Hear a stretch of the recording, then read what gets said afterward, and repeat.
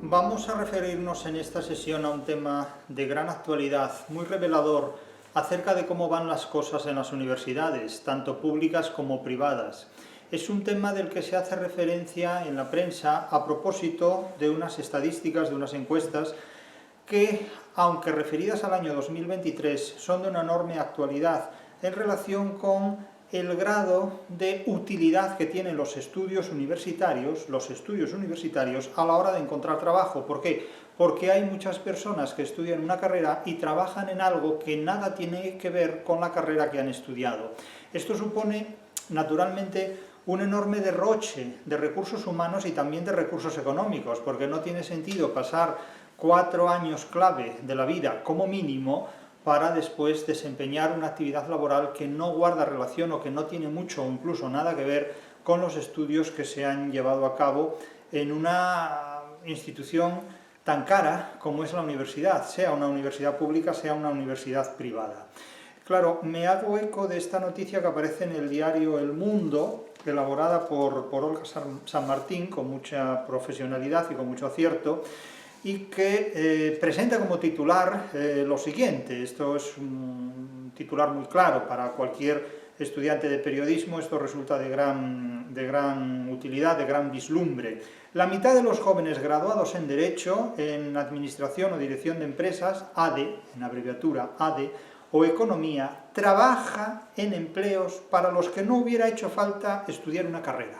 Claro, esto es el enunciado frustrante de una actividad que como estudiante conduce, no digo a un fracaso, pero sí, en cierta manera, a un fracaso. No diré totalmente, pero desde luego lo que sí conduce es a un camino oblicuo, a un camino equivocado. Es decir, si la mitad de los que estudian Derecho, Administración y Dirección de Empresas o Economía, entre otras, porque aquí en el titular se apela simplemente a 3 grados, a 3 titulaciones, pero es que se mencionan muchas más, se mencionan hasta 83, no, perdón, hasta 108 incluso, en un grado de gestión de cultura que es de los que menos, digamos, correspondencia manifiesta entre lo que se estudia y aquello en lo que finalmente se trabaja. Es decir, que según esta estadística, incluso en criminología, los que estudian criminología acaban trabajando en algo que nada tiene que ver con criminología, con aquello que estudiaron. Están en los últimos puestos de esta clasificación. Claro, verdaderamente cuando se produce este abismo, esta distancia entre la realidad y la consecuencia a la que se ha orientado este tipo de estudios, la realidad de estos estudios y el desenlace, el afluente, pues hay algo que tal vez no funciona como es debido. ¿A qué se debe esta miopía? ¿A qué se debe esta diferencia optométrica entre aquello lo que miramos y lo que vemos? Es decir, se trata de estudiar una carrera y después acabamos trabajando en algo que nada tiene que ver con aquello que estudiamos, incluso trabajamos en algo que realmente no tiene que ver con el contenido universitario al que hemos dedicado 4 años de vida, podríamos haberlo hecho en menos tiempo, y un dinero que podría haberse invertido en otro tipo de actividad formativa o profesional. Claro, entre las carreras que consiguen lo que aquí se llama una mayor adecuación o correspondencia entre lo que se estudia y aquello en lo que se trabaja, aparecen medicina, enfermería y odontología, seguida ya a cierta distancia de ingeniería industrial y de desarrollo de software. Más adelante sigue farmacia y siguen ya otras carreras. Aquí ya entramos en una variedad, en una diversidad importante. Pero, por ejemplo, se subraya que 6 de cada 10 titulados en odontología procede de universidades privadas. Un 60% de los odontólogos viene de universidades privadas. Claro, aquí hay una interacción muy importante, muy grave, entre lo que ofrece la universidad pública en determinadas áreas de actividad profesional y lo que ofrece la universidad privada. Hay un enorme debate constantemente entre universidad pública y privada. Suele decirse que en la privada estudian los que compran porque son más tontos o porque son más ricos, cosa muy discutible esta, en muchos aspectos muy discutible, no es tan automático esto, que compran, digamos, su visado para entrar en un mercado laboral, y que en la pública estudian los pobres o que estudian los que son más listos y que tienen que abrirse más camino en la vida. No es necesariamente eso. Lo que ocurre es un tópico que se manifiesta con frecuencia y que puede tener un fondo de verdad en determinados contextos, pero que no constituye naturalmente la norma. Es decir, la realidad es bastante más compleja que esta reducción dicotómica según la cual en las universidades privadas estudian los ricos y los tontos y en las universidades públicas estudian los listos y los pobres. Hay ricos listos y hay pobres tontos. Es decir, eso no te garantiza nada en absoluto. Pero vamos a las estadísticas que nos proporciona tanto el informe como la información periodística elaborada por Olga San Martín en el diario El Mundo. Se advierte, el 22% de los jóvenes universitarios está empleado en puestos de trabajo por debajo de su cualificación.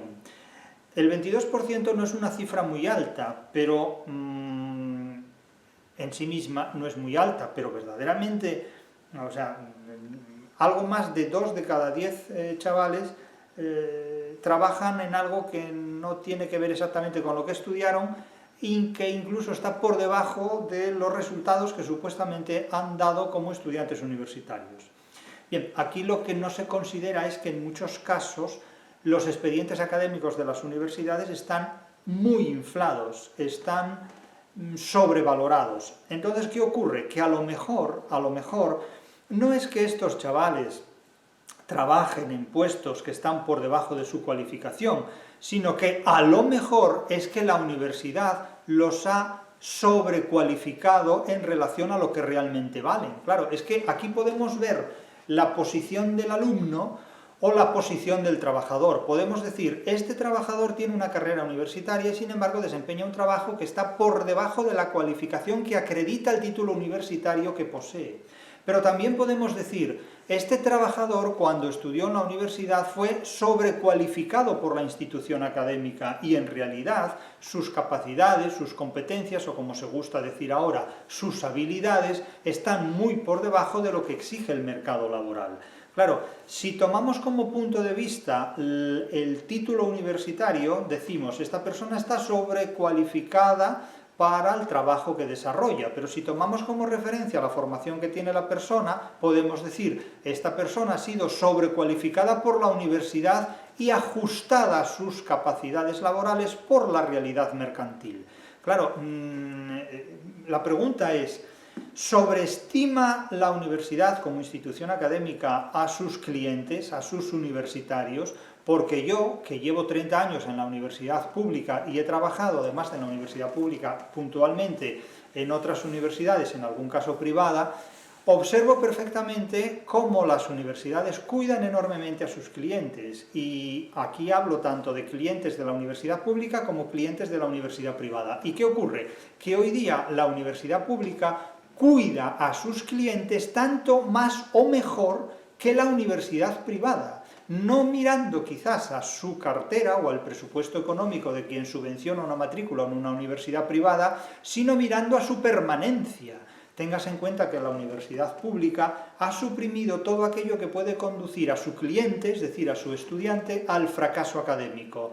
Infla su expediente académico, aprueba, licencia, gradúa, titula a universitarios que tienen 2 materias suspensas, pero por la llamada evaluación curricular. Ustedes saben que una persona que tiene 2 materias suspensas, por un procedimiento llamado de evaluación curricular, puede ser aprobado en esas 2 materias, porque una comisión designada al efecto así lo decide, desautorizando a 2 profesores que hayan calificado a este alumno en sendas materias.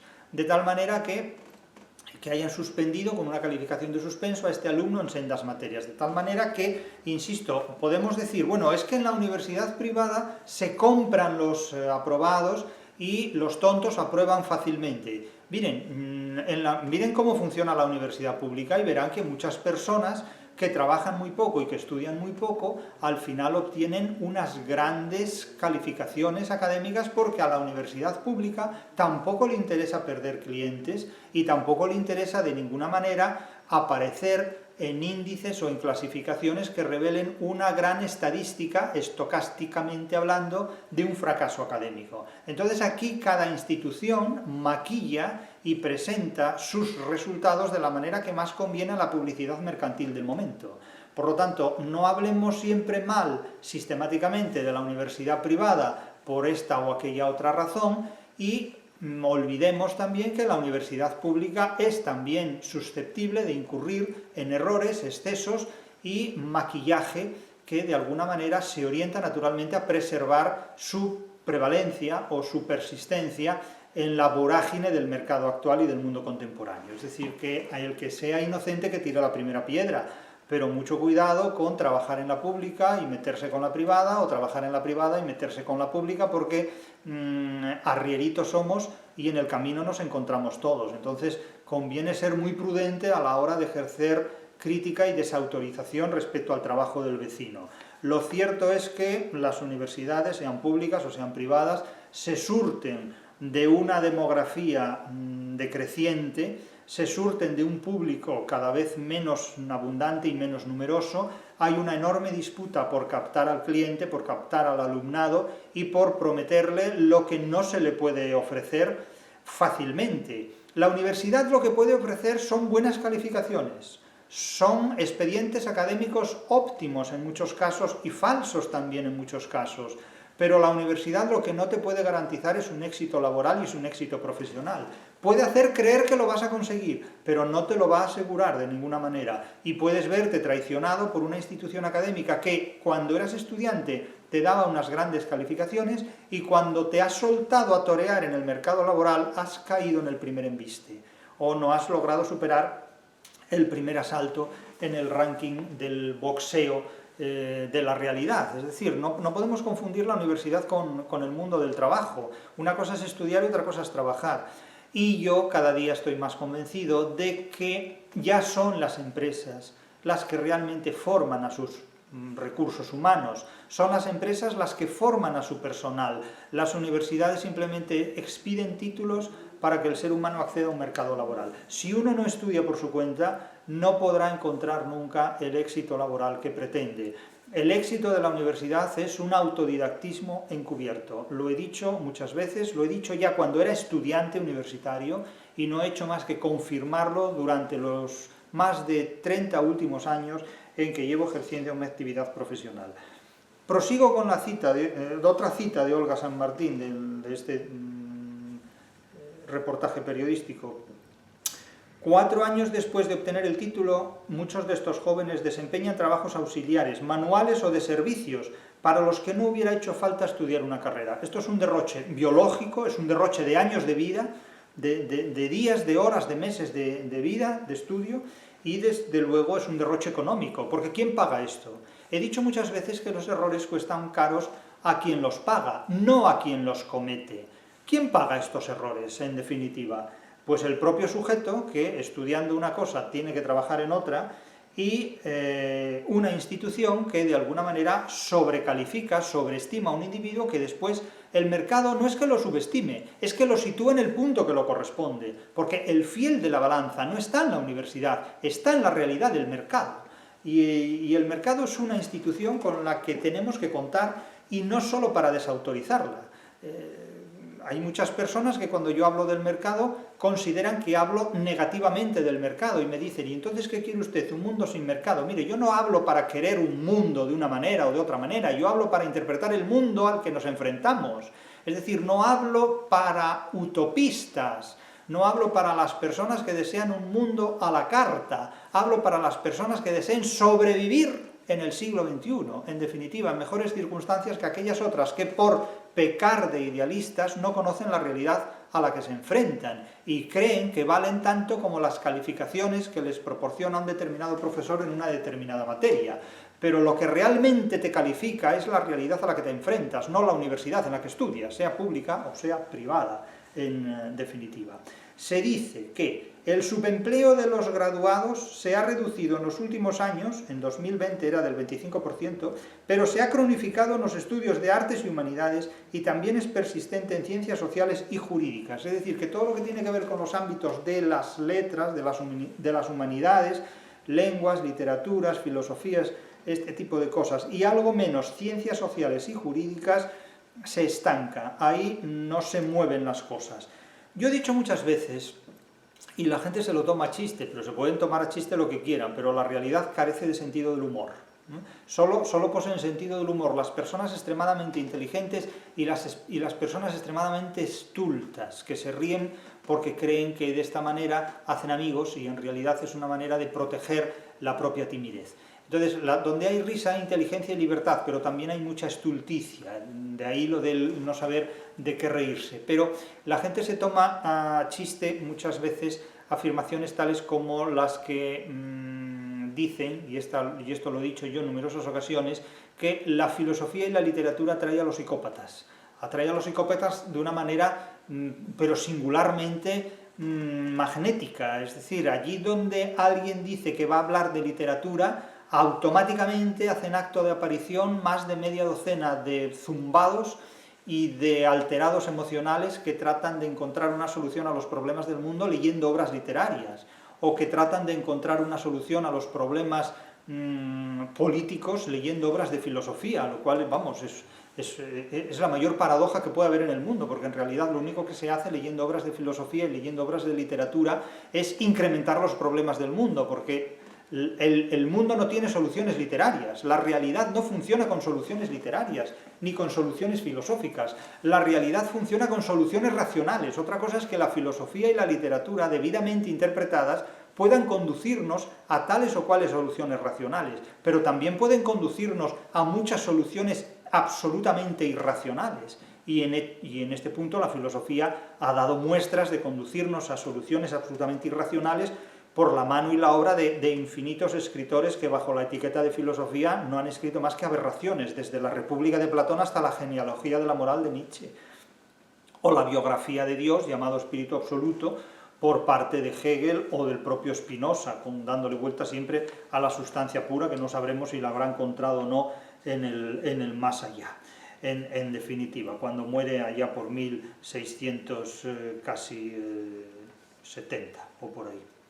Y claro, prosigo con la cita. Fíjense, solo el 52% de los titulados en Derecho, el 45% de los graduados en Economía y el 41% de los licenciados en Administración y Dirección de Empresas ADE están en ocupaciones que se ajustan, que resultan adecuadas, que se adecuan a su nivel de estudios. ¿Esto qué quiere decir? Que en estas facultades las calificaciones universitarias que reciben estos alumnos son más fieles conforme a las exigencias del mercado laboral que la que reciben en otras facultades o en otras carreras o en otras titulaciones. Puede ser así, porque ya digo, se puede afirmar que los estudiantes universitarios en un determinado tanto por ciento están ocupados, están trabajando en actividades profesionales por debajo de sus capacidades, pero también se puede decir que la universidad a esos estudiantes los ha sobrevalorado por encima de la realidad de sus posibilidades mercantiles. Claro, es que depende, insisto, dónde queramos ver, hacia dónde queramos ver. Podemos decir, el mundo es una injusticia porque yo he terminado mi carrera con matrículas de honor y el mercado laboral no me acepta.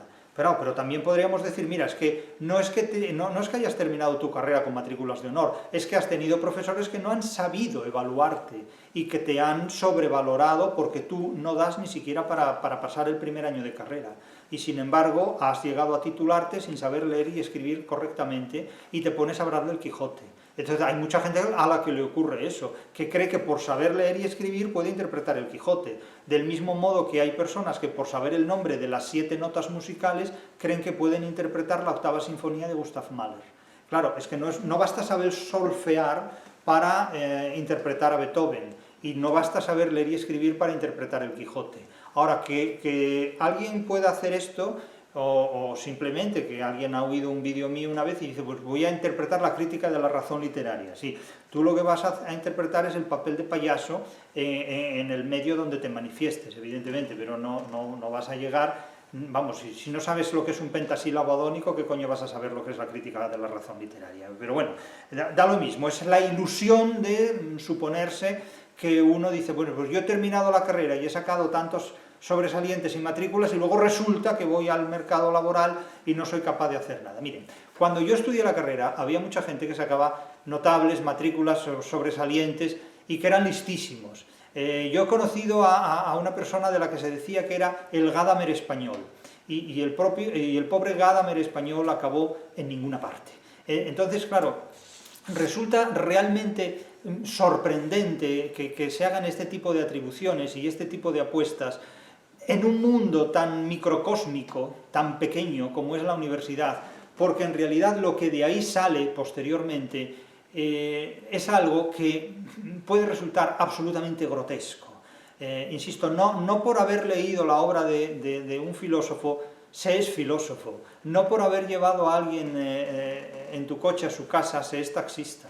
Es decir, es que afirmar que todos somos filósofos o que todos somos médicos porque simplemente hemos recomendado una aspirina a alguien cuando tenía dolor de cabeza, eso es decir una tontería, o sea, realmente, ¿no? Entonces, claro, la universidad promete mucho y cumple muy poco, por no decir que no cumple absolutamente nada, por parafrasear a Pleberio en su Planto cuando dice prometes mucho, nada no cumples, refiriéndose básicamente al mundo. Entonces, mucho cuidado con creerse el Gadamer español, mucho cuidado con creer que por saber leer y escribir puedes enfrentarte a lo que te dé la gana, porque en realidad una de las características de quienes hacen el ridículo, es que no son nunca conscientes del ridículo que hacen, porque si lo fueran, no lo harían. Y es precisamente esta distancia que hay entre ese comportamiento paralelo o inferior a lo convencionalmente aceptado como normal, que no digo que lo sea, digo que es lo convencionalmente aceptado como normal, lo que nos sitúa en un contexto risible y cómico a la hora de hacer este tipo de cosas. Pero fíjese que el informe prosigue y advierte la periodista, cito: las cifras son aún peores en criminología, con un 82% de trabajadores sobrecualificados, o en turismo, con un 81%. A cambio, los graduados de medicina, enfermería y odontología no tienen subempleo, según la clasificación llevada a cabo por la Fundación del BBVA y del Instituto Valenciano de Investigaciones Económicas, el IBIE. Claro, esto es enormemente importante porque una de las personas que valora este informe, su director, Francisco Pérez, con muy buen tino, con muy buen razonamiento, dice este señor cosas que conviene subrayar aquí. De hecho, la información periodística la subraya y yo me adhiero a la importancia de sus palabras porque son muy reveladoras. Este señor, sabiamente, coordinador de esta clasificación y director de la investigación, advierte de un desajuste importante, y lo advierte con palabras muy prudentes, muy discretas, muy correctas, pero que revelan que se ha tomado muy en serio este asunto, porque no es ninguna bobada este asunto. Entre la formación y el tipo de los contratos en la mayoría de las carreras de letras se producen evidentemente unas deficiencias y unas limitaciones que no se dan en las ingenierías ni en los grados de ciencias de la salud, y que evidencia la importancia de elegir carrera de manera informada. Claro, este señor advierte de lo importante que es elegir una carrera de manera informada, es decir, de manera realista, sin idealismos. Es absolutamente importante evitar el idealismo a la hora de comprometer años clave de vida en una formación universitaria. Y lo es porque cuando alguien invoca la vocación, para decir, yo tengo mucha vocación, por ejemplo, de insecto. Bien, usted puede tener vocación de insecto, pero prevéngase mucho contra los depredadores de insectos, porque a usted le puede encantar ser una mariposa, pero tenga cuidado con los cazamariposas. A usted le puede encantar ser el macho de una mantis religiosa, pero tenga mucho cuidado con la hembra de su misma especie. Entonces, claro, mucho cuidado con considerar que en nombre de la vocación todo está legitimado. Mucho cuidado con suponer que en nombre del interés vocacional, que con frecuencia suele ser la prolongación de un ilusionismo que uno mismo se inventa para justificar fanatismos muy singulares, todo está permitido, porque no es cierto, no todo está permitido en nombre de la vocación, no todo está permitido en nombre de un interés idealista por conseguir determinados objetivos profesionales, porque el resultado del idealismo es, en un 100% de los casos, el fracaso. Es decir, los ideales que no se pueden ejecutar, que no son operables, no son factibles y por lo tanto no son sinónimo de ningún éxito, sino que son afluentes del fracaso. Y la mayor parte de los ríos que nacen del idealismo tienen como afluente el fracaso más absoluto. Si a ustedes les gustan las interpretaciones parabólicas o simplemente simbólicas, tengan en cuenta que lo que nace del idealismo, lo que nace en la fuente del idealismo, tiene como afluente el fracaso, ni más ni menos. Entonces, tómense en serio las observaciones de este señor porque son buenos consejos, ¿eh? Y prosigue: si un estudiante tiene la vocación de estudiar administración o dirección de empresas o derecho, debe saber que hay ciertas dificultades de inserción. Y este señor es muy prudente al hablar de ciertas dificultades, es decir, hay problemas de inserción, sobre todo en cuanto a los perfiles de los puestos, y deberá hacer un esfuerzo adicional, por ejemplo, haciendo algún tipo de especialización. Es decir, que ya no va a bastar la graduación, un máster, etc. Pero eso cuesta dinero, eso cuesta tiempo, añadidos, tiempo y dinero añadidos en una etapa clave de la vida donde a veces en fin, la premura y el tiempo son decisivos. Claro, la propia periodista también subraya con mucha importancia este asunto y advierte que entre las titulaciones con peor tasa de empleo, con una tasa de empleo más baja, están varias carreras que tienen muchos graduados, como periodismo, 3.000 plazas, relaciones laborales, 3.100 plazas, educación infantil, 9.600 plazas, o turismo, 3.300 plazas. Claro, ¿cómo se ofertan tantas plazas para un mercado laboral que de ninguna manera, congestionado como está, puede abastecerse de ellas? Esto es mandar a la gente al paro directamente. Paradójicamente, la oferta es mucho más escasa en grados como matemáticas, que solo cuenta con 1.000 plazas en el conjunto de las universidades públicas, a pesar de que sus indicadores de empleo son mucho más altos. Es decir, es un mundo al revés. Se ofertan plazas que conducen al paro y no se ofertan plazas que exigen en estos momentos una alta demanda de empleo. Claro, el 81% de los graduados está afiliado a la Seguridad Social, cuando se trata de graduados en matemáticas, ¿eh? El 77% presenta una buena adecuación entre su nivel de estudios y su empleo, y el salario medio es de 34.000 euros a los 4 años de lograr el título. Esto es bastante alto a los 4 años, bastante alto. Claro, y cito una frase para hacerle una objeción lingüística a la periodista. Esta escasez de plazas públicas en las carreras con más tirón laboral está provocando, esto es un presente continuo, ya saben que no es que yo sea enemigo de los presentes continuos, es que son innecesarios en español. Hay mucha gente que ya solo habla en presentes continuos o en futuros continuos. Claro, la expresión correcta y natural de la frase no es el presente continuo inglés. Está provocando una marcha forzosa, es provoca una marcha forzosa. Noten cómo sería la frase escrita de manera correcta, de manera natural. Esta escasez de plazas públicas en las carreras con más tirón laboral, sujeto, todo esto es el sujeto de la oración, provoca una marcha forzosa de los alumnos a las universidades privadas. ¿Por qué está provocando? Parece como si esto lo leemos a las 3 de la mañana, parece que a las 3 de la mañana están todos marchando a la universidad pública, a la universidad privada.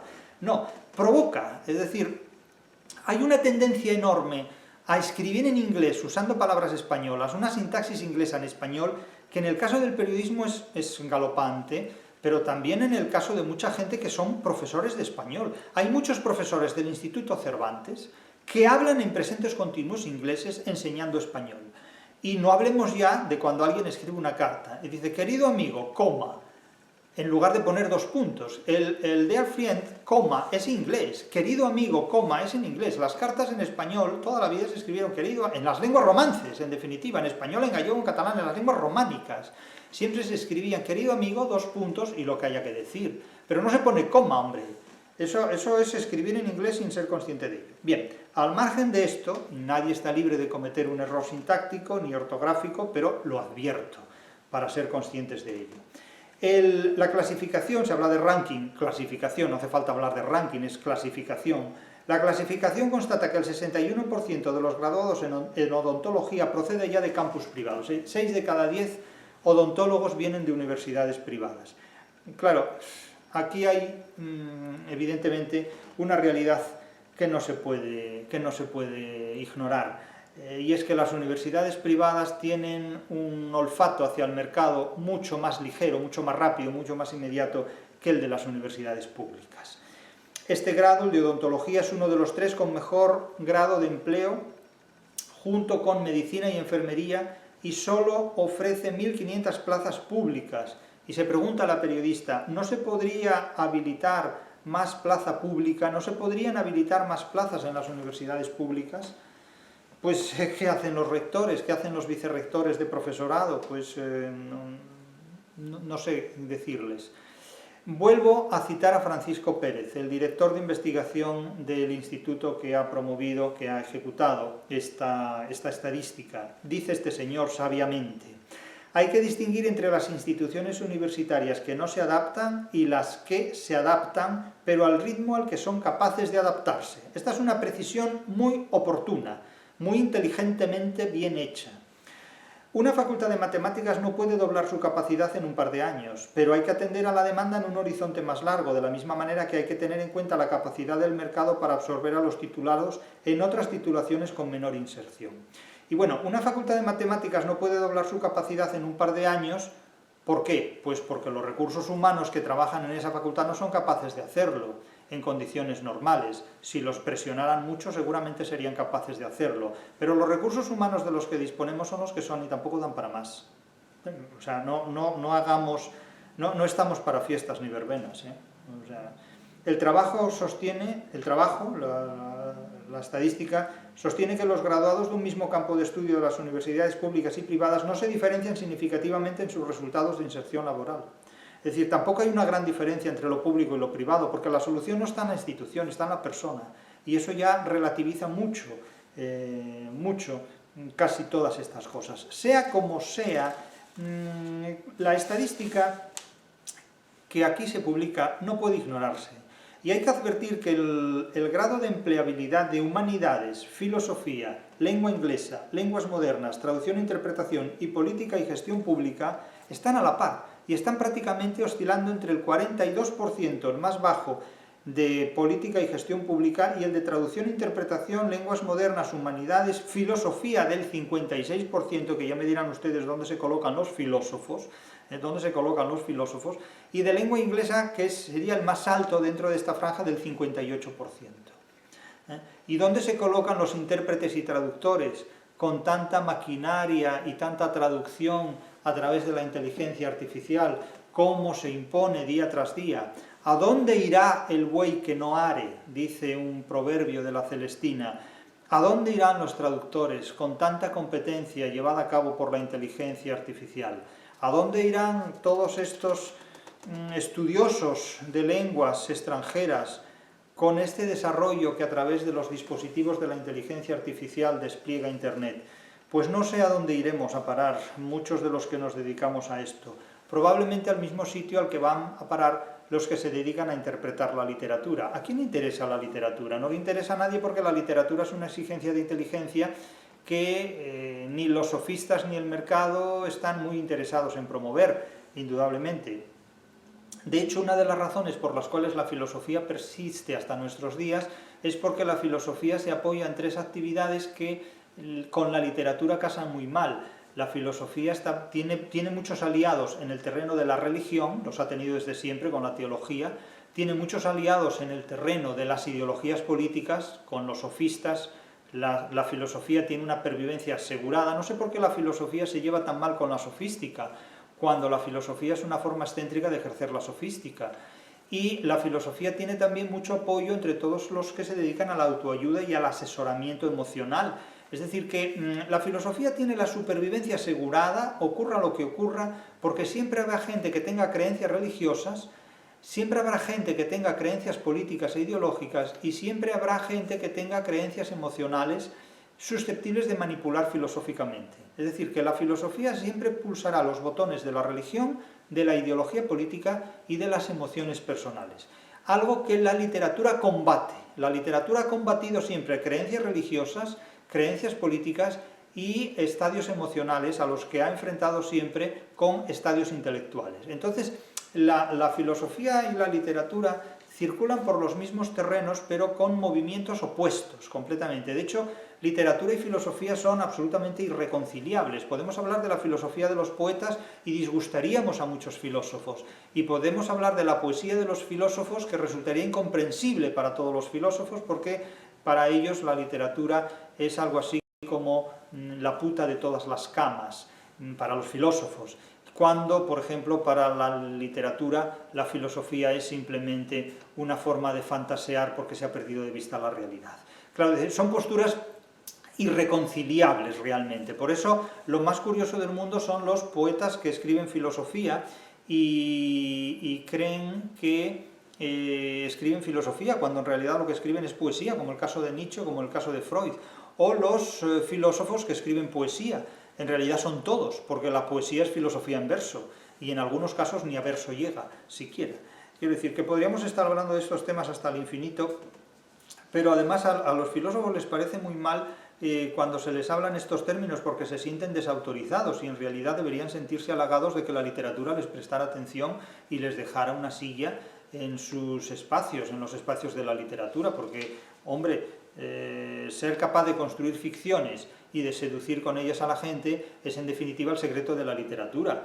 Y es también el secreto más oculto de la filosofía. Hablar del espíritu absoluto, hablar de la idea de materia, hablar de la sustancia pura, hablar de Dios y seducir a miles y millones de personas, y miles de millones de personas a lo largo de miles de años, es realmente un triunfo. Es realmente sorprendente. O sea, decir que la supraconciencia existe y que haya un montón de gente que te lo crea, eso es magia.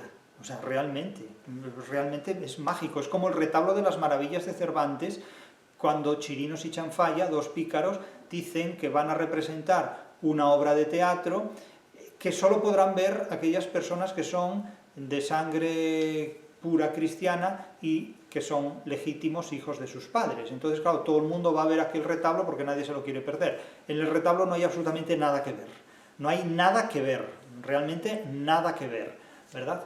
Pero todo el mundo finge creerlo. Entonces hay gente que ante las necesidades fingen ver la supraconciencia, fingen ver el inconsciente o simplemente creen ver pues, el inconsciente, la supraconciencia, el leviatán, las mónadas de Leibniz, el espíritu absoluto de Hegel, el gran hermano de Orwell, etcétera, etcétera. Lo ven en todas partes. Bueno, pues nada, no...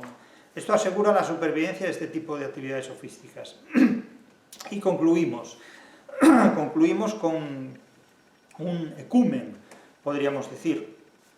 Los jóvenes más cualificados. ¿Quiénes son los jóvenes más cualificados? Pues el 44%.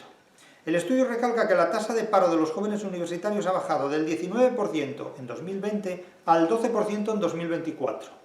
Bien, es un dato importante. No sabemos si por qué han bajado los universitarios o porque ha crecido el mercado que se abastece de ellos. Del 500.000 de nuevos empleos ocupados por jóvenes entre 22 y 29 años desde el año 2020, el 44% ha sido para universitarios. Se supone que este 44% es el de los jóvenes más cualificados. El 22% para titulados en FP y el 25% para graduados en el bachillerato o FP media. Ahora bien, estos datos son importantes, porque habrá que ver qué ocurre con ellos dentro de 5 años. Dentro de 5 años. ¿Qué es lo que el mercado premia más laboralmente? ¿Los titulados universitarios o los titulados en formación profesional? Teniendo en cuenta muchas variantes, el tiempo, la ganancia y la preservación del empleo. No hablamos aquí de felicidad. Fíjense que en esta encuesta no se habla de la felicidad para nada. Y luego hay un 35% en el que se dice lo siguiente, lo dice el propio director de esta estadística. El número de universitarios activos, los que quieren trabajar, ha crecido un 20%, mientras han subido un 30% los universitarios ocupados y ha aumentado un 35% el caso de los universitarios en puestos de alta cualificación. ¿Por qué? Y la respuesta que da este señor es la siguiente. Porque el tejido productivo cambia y cada vez pesan más las ocupaciones relacionadas con conocimiento. Esta es una buena noticia. Pero, ¿qué tipo de ocupaciones que relacionadas con el conocimiento se pagan más? Porque hay muchas ocupaciones relacionadas con el conocimiento que simplemente no se pagan nada. Pero esto ya será tema de otra intervención, de la que hablaremos más adelante. Por el momento, esto es lo que hay.